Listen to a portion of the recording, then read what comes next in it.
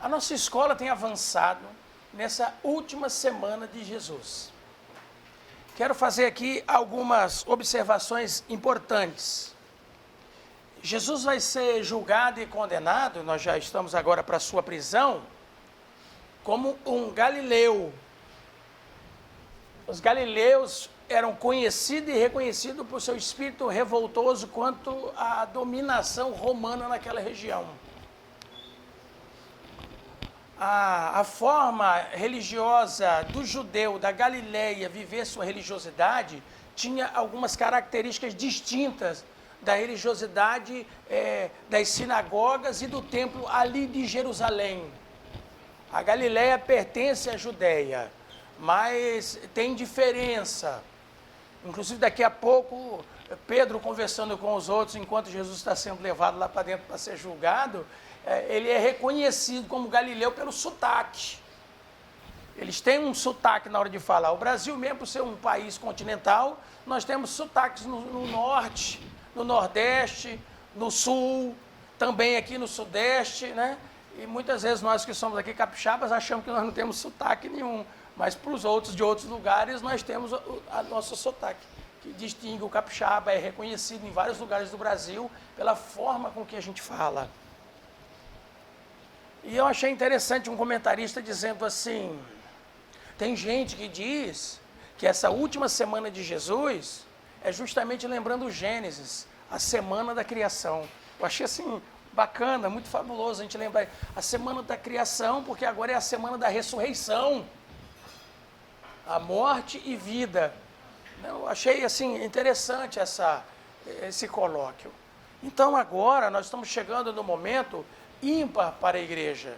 Jesus já avisou para Pedro, Pedro, olha, você está dizendo que você vai ser fiel comigo e vai enfrentar até a morte se necessário for, mas eu te digo que antes que o galo cante, você vai me negar 3 vezes. Nós vimos nas escolas passadas que pode ser o galácinium, que é um toque de trombeta para troca da guarda, que é tido como a hora do galo dos romanos, que começa à meia-noite, às 0 horas e termina às 3 da manhã, e dá o toque 3 da manhã, daqui a poucas horas a alvorada acontece, o sol raia. E mesmo um galo cantando, mas vimos aqui que tem num Talmud dizendo que era proibido criar galinhas ali perto ali do templo, naquela região ali. Isso independe se é um toque de trombeta ou se foi um galo cantando mesmo. Pode ter sido até as duas coisas.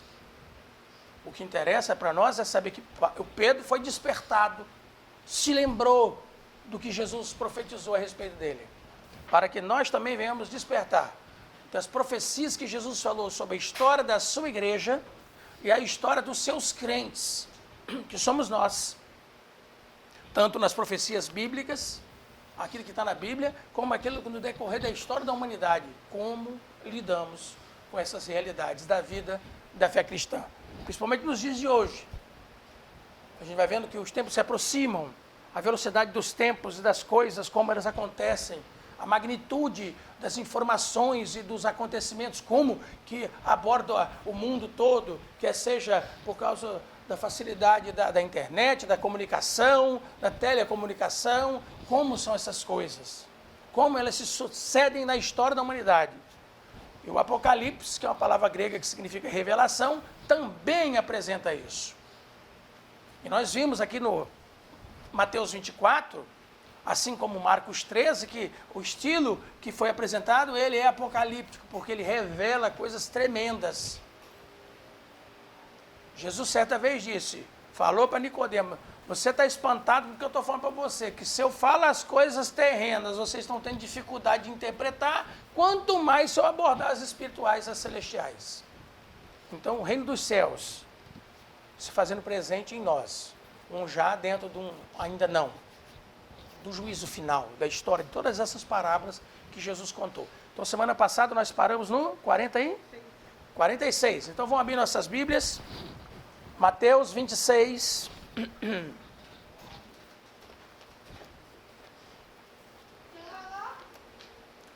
Agora nós vamos tratar, Jesus foi orar, pediu aos discípulos que os 12 separou e foi lá para o Getsêmani, chega no Getsêmani, ele pede, solicita que os discípulos fiquem orando com ele, separa 3, Pedro, Tiago e João, e vai orar mais à frente com esses 3, quer dizer, dos 12 ele tirou 3 para ficar consigo, e agora daqueles 3 ele afasta um pouco mais dele, porque ele tem um peso a carregar, né? Ele tem um fardo, ele tinha que ficar só para agora pisar nesse lagar da ira de Deus. A gente abordou sobre isso e vimos que em Apocalipse, também Isaías diz que a roupa estava manchada de sangue, né? O sangue ali representado pelo vinho. O lagar é um tacho grande onde pisa-se as uvas para tirar o caldo, para tirar ali o suco, que vai fazer o mosto e vai fazer o vinho. Então é pisado com os pés. Então aquilo ali, aquelas manchas, é como sangue na roupa. E aí fala da ira de Deus, o cálice que ele teria que beber. Então ali Jesus teve um momento muito, muito tremendo. O Mateus não dá esses detalhes como os outros livros vão dar, a gente vai estudar depois, quando ele chega até suar e suar sangue. E hoje os técnicos, né, os cientistas, os médicos, os especialistas dizem, é possível sim suar sangue num estado terrível ali, de sensação tremenda. A pessoa realmente pode suar sangue, os poros podem, né, as microveias, né, e brotar aquele sangue ali junto com o suor.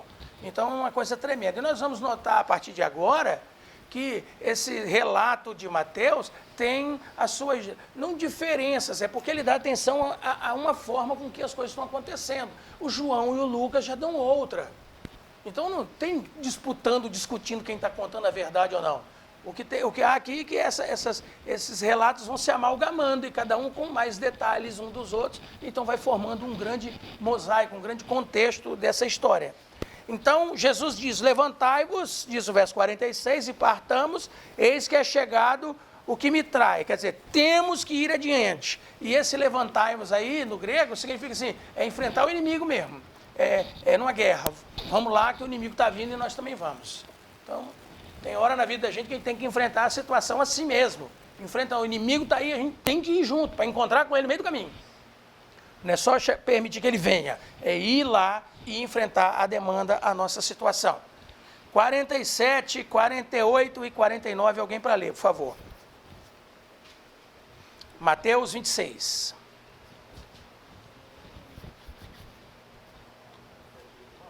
É isso.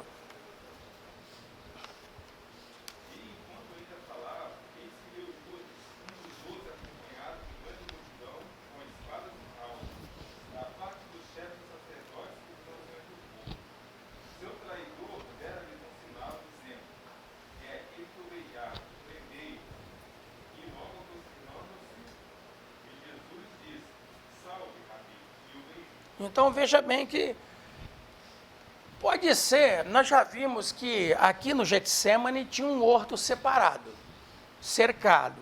Jesus foi dentro deste horto com seus discípulos. Pode ser que ali haja alguma característica ou a aparência de Jesus muito peculiar, assim bem, ou muito simples como a dos outros demais, dos 12. E o Judas tem que dizer, olha, é quem eu beijar. Existe um monte de teoria. Tem gente que diz que ele era gêmeo, até com o próprio Judas, que Jesus e Judas eram gêmeos. Tem gente que diz que Jesus era gêmeo com o outro, primo, então parente dos outros, então era muito parecido. A gente vê, sim, uma familiaridade entre Jesus e alguns dos seus discípulos. Então, ele diz, olha, quem eu chegar lá e beijar é esse que vocês têm que prender. Então,